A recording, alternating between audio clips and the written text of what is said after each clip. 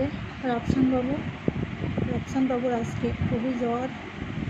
সে জ্বরের জন্য কিছুই খেতে পারতেছে না, সে কিছুই খাচ্ছে না, শুধু একটা মালটার অর্ধেক আমি রস করে ওরে খাওয়াইলাম।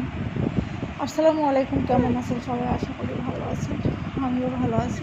তো মনটা ততটা ভালো না, অনেকটা টেনশনের ভিতর থেকে যাচ্ছে, অনেকটা সমস্যার মধ্যেও আছি, অনেকটা কী বলবো, এক কথায় হয়তো বা আচ্ছা যাক।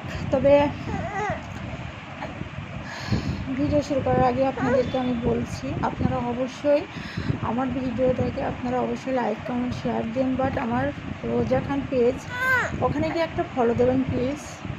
কেউ কার্পণতা না করে অবশ্যই আমার পাশে দাঁড়াবেন। আর আমার ইউটিউব চ্যানেল রোজা খান ব্লগ, ওখানে গিয়ে একটা সাবস্ক্রাইব করবেন, বেল আইকনটি বাজিয়ে দেবেন, ঠিক আছে?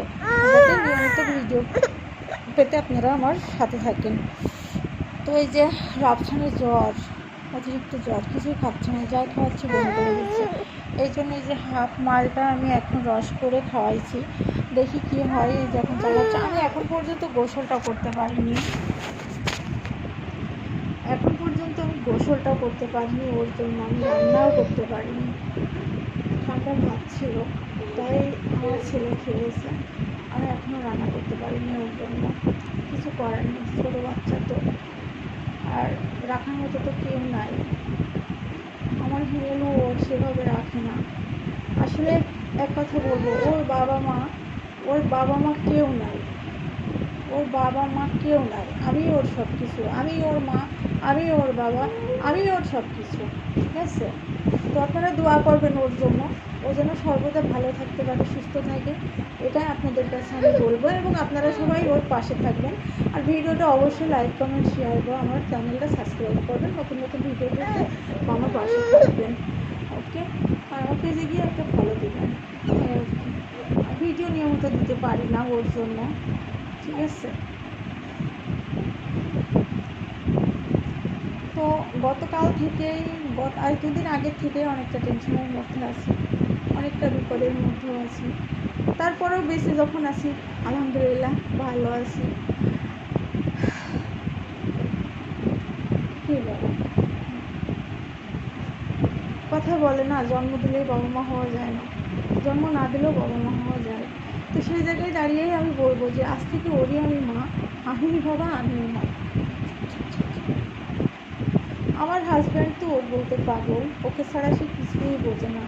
এখন আমাদের সঙ্গে কথা বলতে চায় না, সে শুধু ওকে নিয়েই ব্যস্ত, শুধু ভিডিও কলে ওকেই দেখে। রাফসান হচ্ছে তার একটা কলিজা। কি আসলে ভালো লাগছে না, অশান্তি লাগছে, এই জন্য আমার করতেছে। গাটা একদম জ্বরে ঘুরে যাইতেছে। এর আগে জ্বর হতো না, খাইয়ে হয় নাই, ডাক্তার পরে সেন্ট্রি দিয়েছে। তো হঠাৎ কাল রাত থেকে হালকা হালকা একটু জ্বর, আমি এখন আরও বেশি জ্বর, ওষুধ খাওয়ালাম, দেখি যদি না হয় তবে সেন্ট্রি খাওয়াতে হবে। কি হচ্ছে দেখো দেখো দেখো দেখো, কিছুই খাচ্ছে না, যাই খাওয়াচ্ছি বমি করে বলে দিচ্ছে।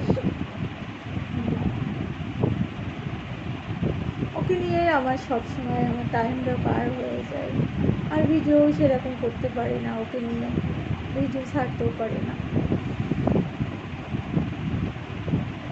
আপনারা সবাই দোয়া করবেন ওর জন্য, আমি যেন সারা জীবন ওর পাশে থাকতে পারি।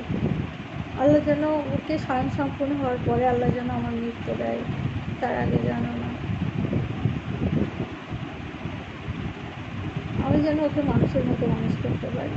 আমি ওকে মাদ্রাসায় ভর্তি করে দেবো, আমি ওকে আলেম বানাবো। আমার একটা মনের একটা বড় একটা ইচ্ছা যে আমি ওকে আলেম বানাবো।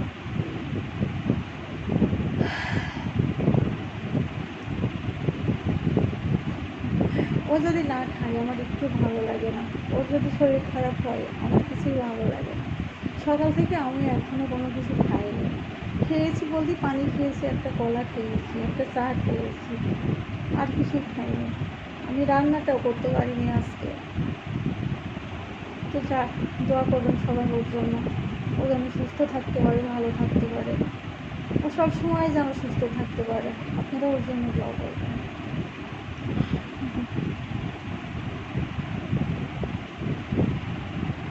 কি বাবা মা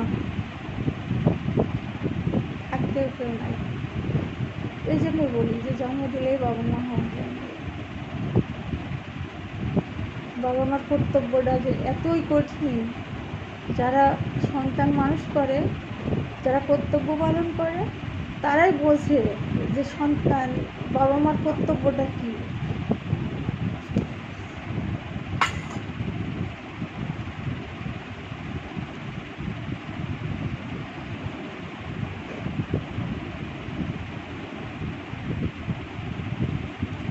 সেই একদিনের বাচ্চা নিয়ে আমিই পাল্টাছি। আজ 6 মাস 16 দিন ওর হচ্ছে বয়স।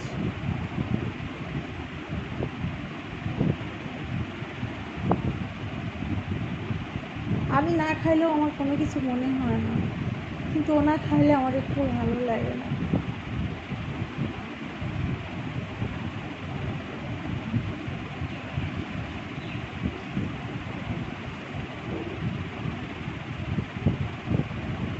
রাফসান শুধু ঘুমাইতেছে, ওর ওর রাইখা ওর কাছের থেকে নড়তো আমার ভালো লাগছে না।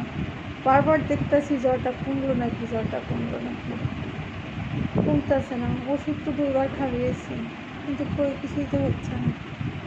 এখন অ্যান্টিবায়োটিক, ওটা সেট 3, ওটা সেট 3টা অনেক ভালো, ওইটা এখন আমি গোলাবো। ওটা পাউডার তো এখন গরম পানি করে ঠান্ডা করে তারপরে ওটা হচ্ছে গোলাতে হবে, তারপরে খাওয়াতে হবে। ওই ওষুধটা অনেক ভালো। ছোট্ট মাসুম বাচ্চা তো, ওদেরকে কিছু বোঝানো লাগে না, ওরা সব বোঝে, ভালো মন্দ সব বোঝে। মাগরিবের আজান হয়ে গেল, এখন একটু যদি ঘুমাই তাহলে গোসলটা করে ফেলবো। শুধু একটু ভাত চাপিয়েছি, শুধু ভাত, ফ্রিজে হয়তো বা মাছের তরকারি শাক ভাজিটা যে আছে ওইগুলা দিয়েই আর কি খাবো।